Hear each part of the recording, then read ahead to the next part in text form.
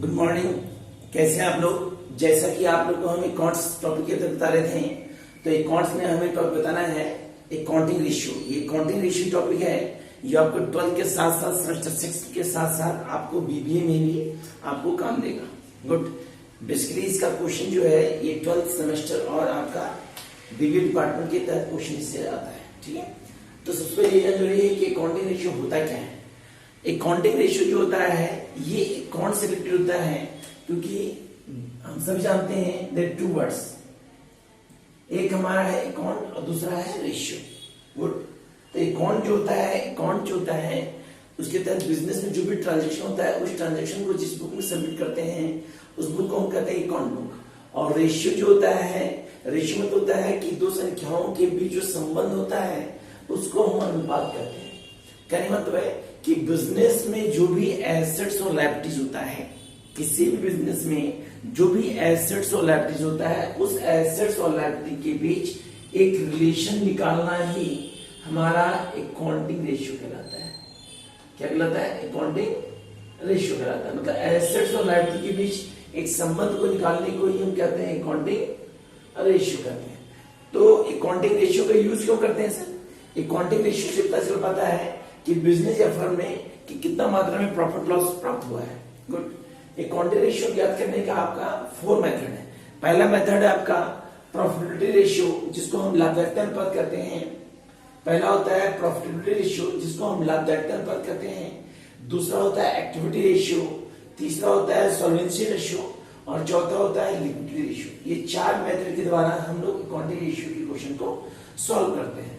Good. तो profit ratio जिसको बोलते हैं लाभदायकता अनुपात, तो लाभदायकता अनुपात नाम से स्पष्ट होता है किसी फर्म द्वारा जो भी रॉ मटेरियल्स होते हैं, जो भी संसाधन होते हैं, उसका प्रयोग करके जो प्रोडक्शन किया जाता है और उस प्रोडक्शन से जो लाभ हानि निकालते हैं उसको बोलते हैं लाभदायकता अनुपात। गुड। तो प्रॉफिट रेशियो निकालने का बेसिकली डिफरेंट मेथड होता है, डिफरेंट फॉर्मूला होता है, लेकिन इसका जो फॉर्मूला है उसमें पहला आपका है ग्रॉस प्रॉफिट रेशियो। तो ग्रॉस प्रॉफिट रेशियो फॉर्मूला होता है जीपी बाय नेट इनटू 100। दूसरा होता है net profit ratio, net profit by net into 100। तीसरा होता है ऑपरेटिंग रेशियो, जिसका फॉर्मूला होता है cost of goods sold plus operating expenses divide by net into 100। और चौथा होता है ऑपरेटिंग एक्सपेंसेस रेशियो, जिसको बोलते हैं operating expenses by net into 100। Basically इसमें जब हम ग्रॉस प्रॉफिट निकालते हैं तो ग्रॉस प्रॉफिट निकालने का फॉर्मूला होता है net sales minus cost of goods. Good. और कॉस्ट ऑफ गुड्स निकालने का फॉर्मूला होता है हमारा net sales minus gross profit. Good. इस कंडीशन यदि सेल्स नहीं दिया गया हो तो सेल्स निकालने का फॉर्मूला होता है net sales minus sales return. Good. ये कंडीशन ग्रॉस प्रॉफिट हो गया और नेट से निकालने का तरीका हो गया। यदि आप नेट प्रॉफिट निकालते हैं तो इसका फॉर्मूला होता है gross profit minus indirect expenses. तो इसी फॉर्मूला के तहत हमारा क्या होता है, प्रॉफिट रेशियो क्वेश्चन सॉल्व होता है। अब कुछ क्वेश्चन है, इसको ध्यान देखिएगा। ये पहले फॉर्मूला बताते हैं। दूसरा मेथड है हमारा एक्टिविटी रेशियो। तो एक्टिविटी रेशियो जो होता है जिसको हम क्रियाशीलता अनुपात कहते हैं। गुड। क्या कहते हैं इसको? क्रियाशीलता अनुपात कहते हैं। तो एक्टिविटी रेशियो के तहत बेसिकली जो फॉर्मूला होता है उसको भी जानना जरूरी है। आपको सारा फॉर्मूला बताने के बाद क्वेश्चन बताएंगे। दूसरा होता है हमारा एक्टिविटी रेशियो। तो एक्टिविटी रेशियो के तहत हमारा जो फॉर्मूला होता है उसमें पहला होता है स्टॉक टर्नओवर रेशियो, जिसको हम इन्वेंट्री टर्नओवर रेशियो कहते हैं। तो कॉस्ट स्टॉक टर्न रेशियो कौन होता है? कॉस्ट ऑफ गुड्स सोल्ड बटा एवरेज स्टॉक। गुड। दूसरा होता है हमारा फिक्स एसेट्स टर्नओवर रेशियो, जिसका फॉर्मूला होता है हमारा कॉस्ट ऑफ गुड्स सोल्ड बटा फिक्स एसेट्स। एक चीज और कीजिएगा, सब में कॉस्ट ऑफ गुड्स होता है।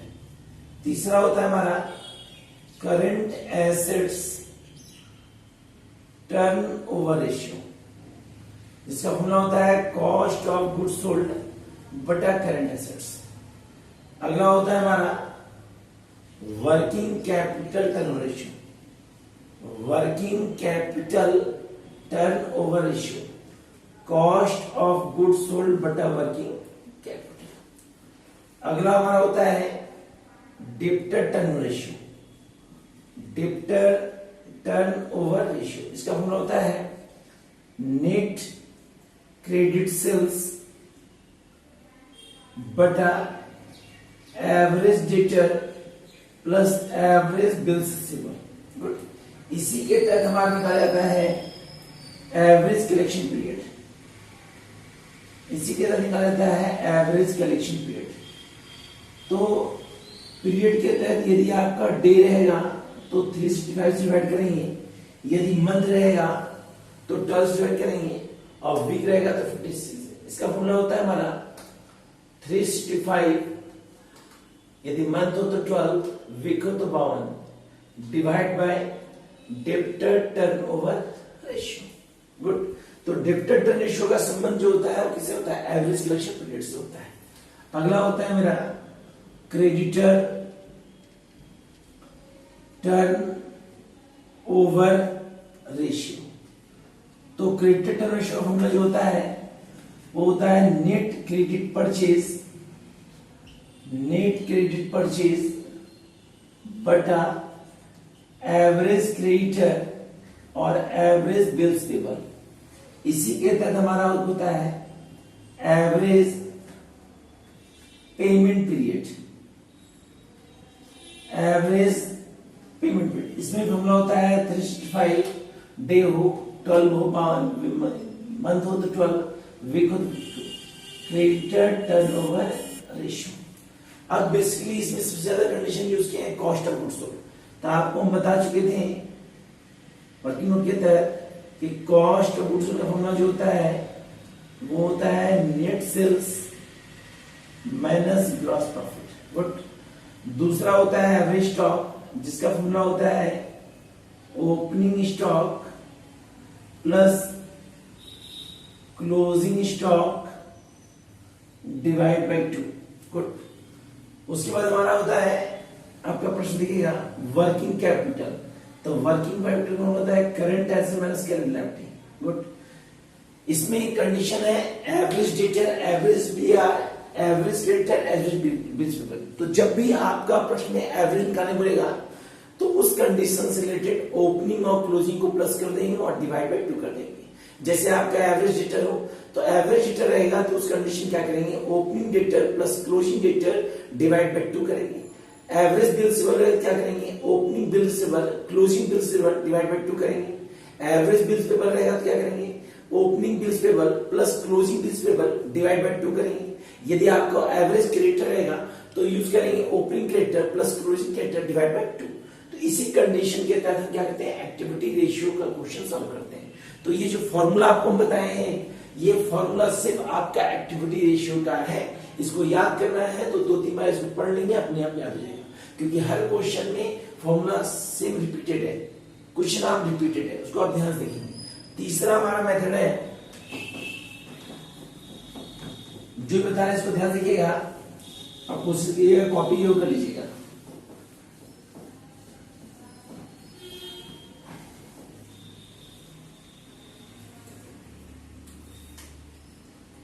तीसरा होता है हमारा सॉल्वेंसी रेशियो, जिसको बोलते हैं ऋण शोधन क्षमता अनुपात। ऋण शोधन क्षमता अनुपात, ठीक है। तो ऋण शोधन क्षमता क्या होता है? जो भी आप डिवेंचर्स लोन लेते हैं उसके तहत उसमें क्या बदलाव होता है उसको हम सॉल्वेंसी रेशियो के तहत ही सॉल्व करते हैं। तो इसका जो फॉर्मूला होता है वो 3 होता है। पहला होता है डेब्ट इक्विटी रेशियो, डेब्ट इक्विटी रेशियो, जहां फॉर्मूला होता है debts by equity, debts by equity. दूसरा होता है हमारा टोटल एसेट्स डेट रेशियो, इसका फॉर्मूला होता है टोटल एसेट्स बटा डेट्स। तीसरा होता है हमारा प्रोप्राइटरी रेशियो, तीसरा होता है हमारा प्रोप्राइटरी रेशियो। तो इसका फॉर्मूला होता है हमारा प्रोप्राइटरी रेशियो का, जैसे आपको बता चुके हैं पहले भी हम। प्रोप्राइटरी रेशियो का जो फॉर्मूला होता है वो होता है share holder fund by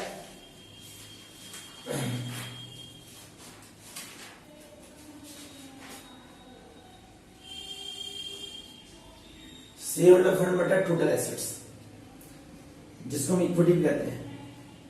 share holder fund by equity. गौर कीजिएगा, इसमें एक नाम हमारा डेट है। डेट जो होता है इसको हम डिवेंचर कहते हैं, या कह सकते हैं तो लॉन्ग टर्म लोन कह सकते हैं, लॉन्ग टर्म लोन। और जो इक्विटी है, इक्विटी, इसका फॉर्मूला होता है equity share capital plus preference share capital plus general reserve minus प्रीमिलरी expenses. तो ये आपका निकलेगा, क्या निकलेगा? इक्विटी निकलेगा। क्या निकलेगा? इक्विटी। और हम लोग का अकाउंटिंग रेशियो के तहत चौथा मेथड है जिसको हम बोलते हैं लिक्विडिटी रेशियो। लिक्विडिटी रेशियो, तो लिक्विडिटी रेशियो के तहत हम क्या करते हैं? बेसिकली दो फॉर्मूला होता है, इसको हम तरलता अनुपात करते हैं, इसको हम कहते हैं तरलता अनुपात। तो इसमें पहला निकालते हैं करंट रेशियो। करंट रेशियो, तो करंट रेशियो फॉर्मूला होता है करंट एसेट्स बटा करंट लायबिलिटी। करंट एसेट्स बटा करंट लायबिलिटीज, जिसको हम शॉर्ट में CA बटा CL भी कर सकते हैं। और दूसरा होता है हमारा क्विक रेशियो। तो क्विक रेशियो का फॉर्मूला होता है current assets minus stock plus prepaid expenses divide by current liability. Quick ratio को आप एसिड टेस्ट रेशियो भी कह सकते हैं, या आप इसे लिक्विड रेशियो भी कह सकते हैं। तो डिपेंड आप पे करता है कि आप इसको क्या कहते हैं। तो ये इस चैप्टर का कंप्लीट फॉर्मूला हुआ, जिसमें आपको बताया प्रॉफिटेबिलिटी रेशियो, जिसमें आपको बताया एक्टिविटी रेशियो, जिसमें आपको बताया सॉल्वेंसी रेशियो, और जिसमें बताया आपको लिंक रेशियो। इस फॉर्मूला के बाद हम कुछ क्वेश्चंस बता रहे हैं प्रत्येक टॉपिक से रिलेटेड, इसको आप ध्यान देखें। ठीक है,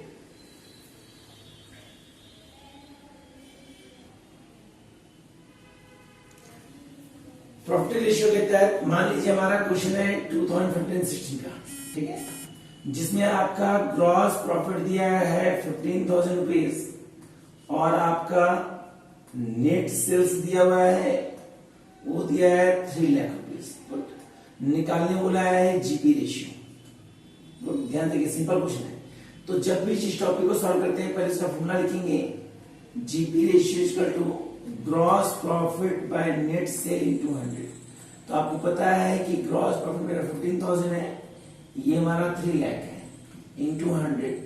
ये डिवाइड करते हैं, निकलता है 25, और 20 से डिवाइड करते हैं तो हमारा इतना आता है 5%। तो ये हम लोग का क्या हुआ? GP ratio. इसी के तहत मान लीजिए हमारा क्वेश्चन रहेगा कि एक प्रश्न है जिसमें आपका सेल्स दिया 1 लाख रुपीज,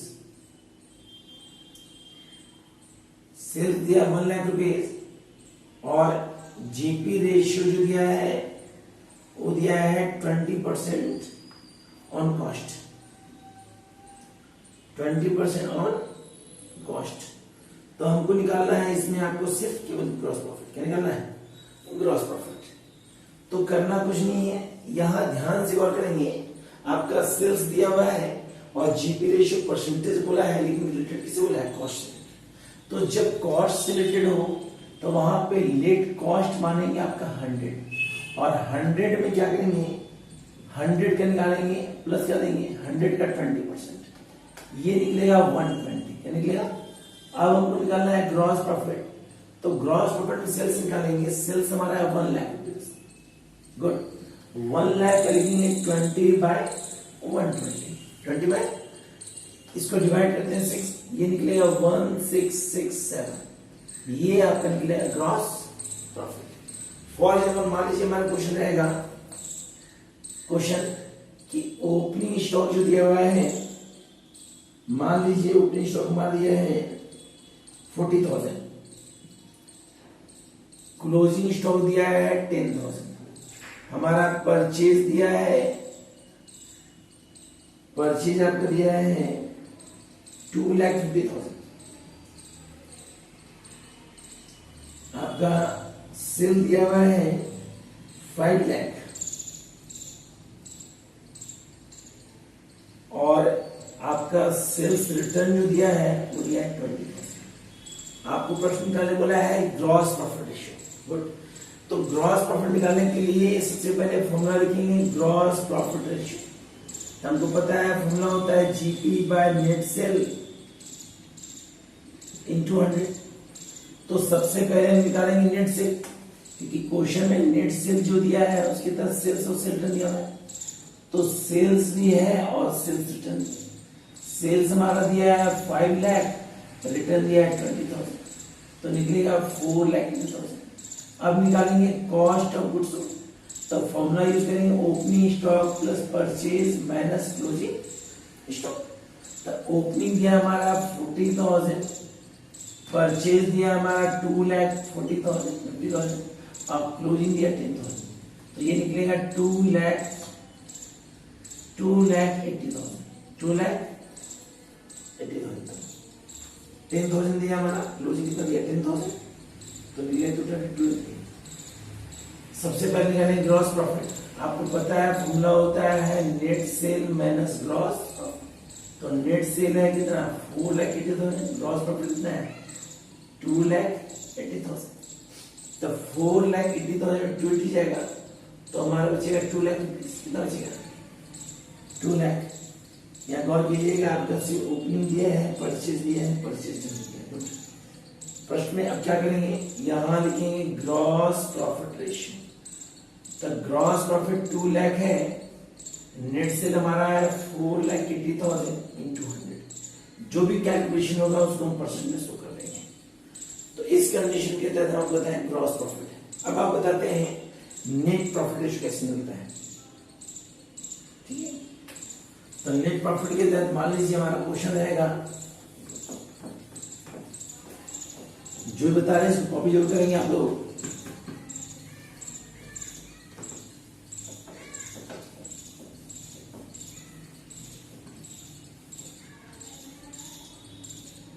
मान लीजिए निकाले बताया है नेट प्रॉफिट रेशियो,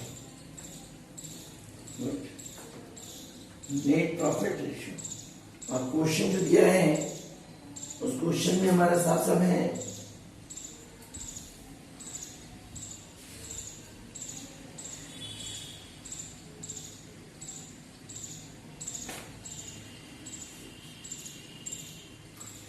आपका ग्रॉस प्रॉफिट दिया हुआ है 3 लाख रुपीज, बता दिया।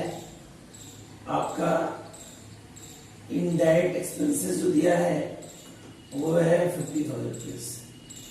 नेट सेल्स जो दिया है वो आपका दिया है 10 लाख रुपीज। निकालना है नेट प्रॉफिट रेशियो।